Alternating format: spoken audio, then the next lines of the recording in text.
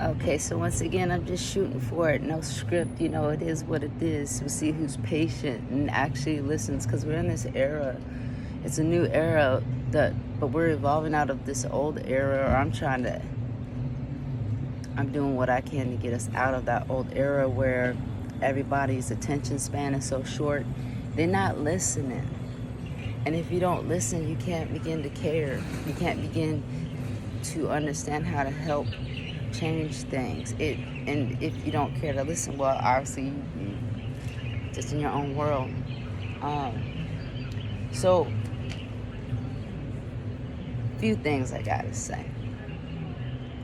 One is, I had to go on this path. I get it, because of what I want to bring about change. And you really can't bring about change if people can't really see what's going on. And the only way we can really see what's going on is if we dare to go walk in the shoes, right?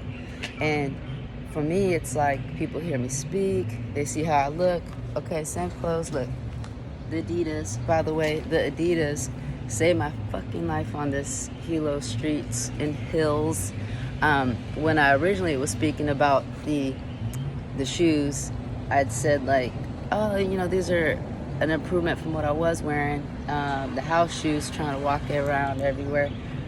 So they're okay, not long distance. I take it back, because originally when I had washed these shoes, the soles inside fell out. I'm telling you, you gotta go be doing a lot of walking. Go cop some Adidas wear, see what's comfortable over there, because they haven't let me down.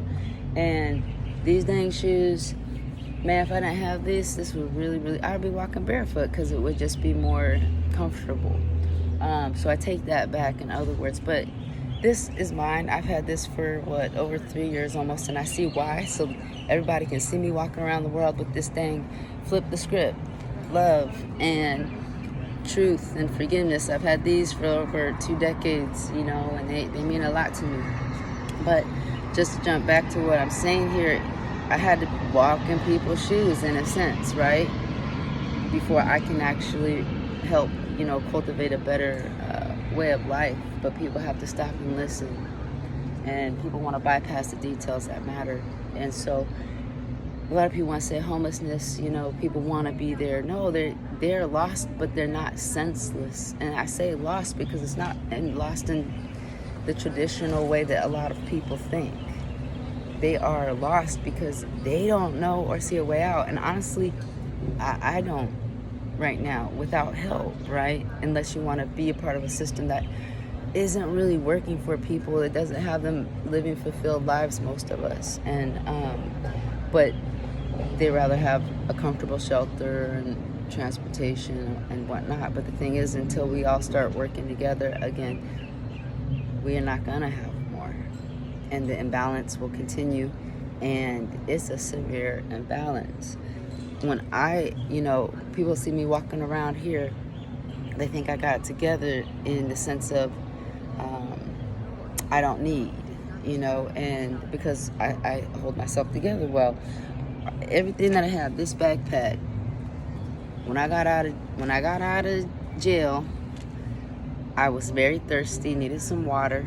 Okay, get out of jail, no water. It was freaking hot.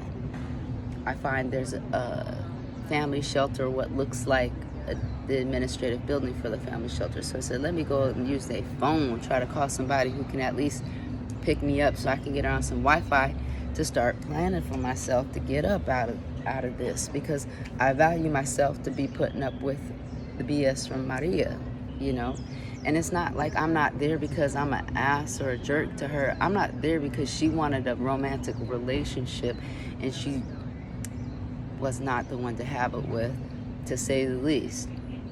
And she wanted to see me ruined. That's why I'm in these circumstances. It's not that she didn't have a quality partner. It's not that she didn't have someone that loved her. It's not that she didn't have someone that loved on her. She had all of that. She just wanted to control and power me. And because she couldn't have that, well, look, I value myself too much to be there, or even try to finesse her to be there, which she would definitely try to make it out to be that, right? But if I wanted to, yeah, I could, but just because you can doesn't mean you should. So it's like I'm sitting here and I got, this bag, and I got right here this bag that holds my sweater and my sweats and a change of clothes to have at night, my swim trunks and a shirt I got out of a free pile and a sweater I got out of a free pile. Might have seen it the other day. I look like I have, and therefore people don't want to support that either, right? Why I bring this to you guys' attention is because people think that the homeless want to be in that predicament, and it's like, just to hold on to what I have here, man, my computer, go to the library, it is work.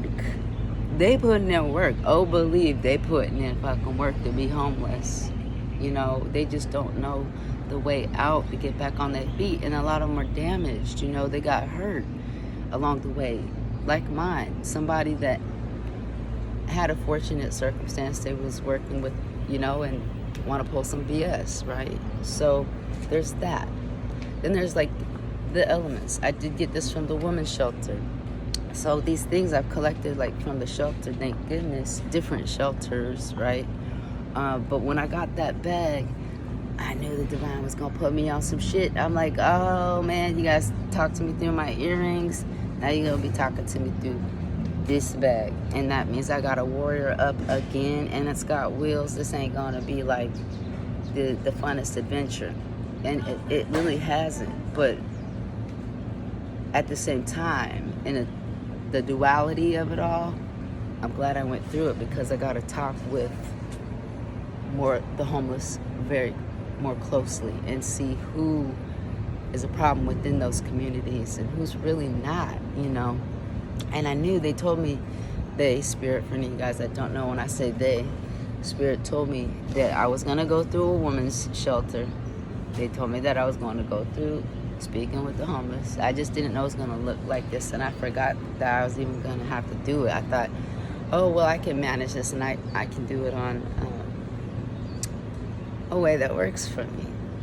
Well, shit, in the homeless shelter that I'm in, you got to pay $17 for a cot, and they don't care about these women trying to sleep. There's only 3 beds in there, but I know they get government assistance, right?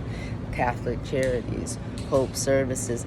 I have seen so many damn churches in a less than a half-mile radius with so many people homeless, and they just giving up, and I don't blame them, because they don't even have the foundation that I have to come from, and it's fucking hard. Exhausted. You might spend your money on coffee or an energy drink. So then, as one lady was explaining to me, by the time we get to the end of the month of the EBT, people don't have their money, they don't have food, so they cranky, and it's causing shit, And then you become a statistic in the system, where the system now making money off of you. And that's what it is. I come from Maria, and you guys will hear in the video, oh, you ain't bringing no money. Well, I didn't move in on that accord. I came because she wanted a lover, and I had a stable environment, but she wanted a lover near her. She wanted to pay for us to have food because she wants someone to eat that food and eat out, but then use it over my head because I ate with her. Then when I stopped taking all of that power away from her is when it's like, oh yeah, now I'm serious, get the fuck out. In the meantime, I'm gonna tell you and beat you down and say get out and be like, where's your money? Even though you're doing music and you're helping me and you're channeling spirits from me, helping me with my landscaping or whatever, wiping down cockroach infested cabinets and all their shit, pulling that shit out the cabinets. It's all time and energy. And then she acts like it's nothing, but really she knows it's something. But that's the power and control. And when I stuck to my value and said, well, no, then you can't do this even in your own house. I'm not gonna let you power and control me. Okay, it finally got to the point where she's like, get out. Not that I wasn't not helpful at all, but not only that, I was going through fasting and trying to cleanse my system, not only of her toxicity, just what our intestines are, what, like they say, like 20 plus feet long, and when you have energy coming at you, it's like, call it the electric chair.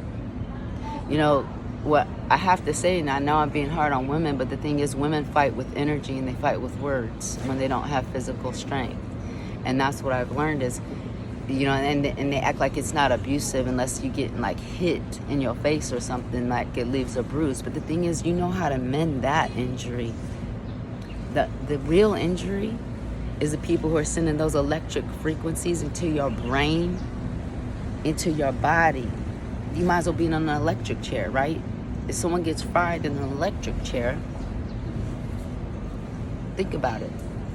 It takes a lot before we see it outwardly. But we're energetic beings. And these people, a lot of women, they firing all this toxic electricity into us and acting like they're not abusive. To me, it's more damaging because you're not seeing what organs it's hitting. You're not even knowing how to fix it. You just know you don't feel good. And when they send that into your brain waves, that's a whole nother thing. So this homelessness, man, they just beat the fuck down. And there's a lot of things that I had to get this load to know how I can help when I get the funds. Hey, lady, I had to get this load to even understand what it feels like for them in my own right.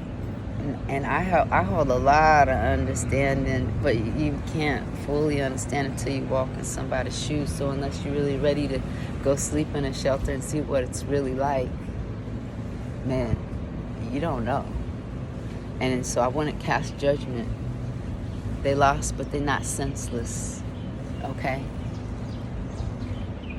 They lost, but not senseless. They just need a hand up. Maybe someone to help repair their mindset and show them how they could do better for themselves. And then there's a lot of aunties out here that are like way too old to be living on the street or in the car, right? But they are. So we take our path, we take our journey. Some of us stay attached to the system, but they want it to change, right? But they're not going to change. And then they scrutinize people that are refusing to be a part of that system and asking for help.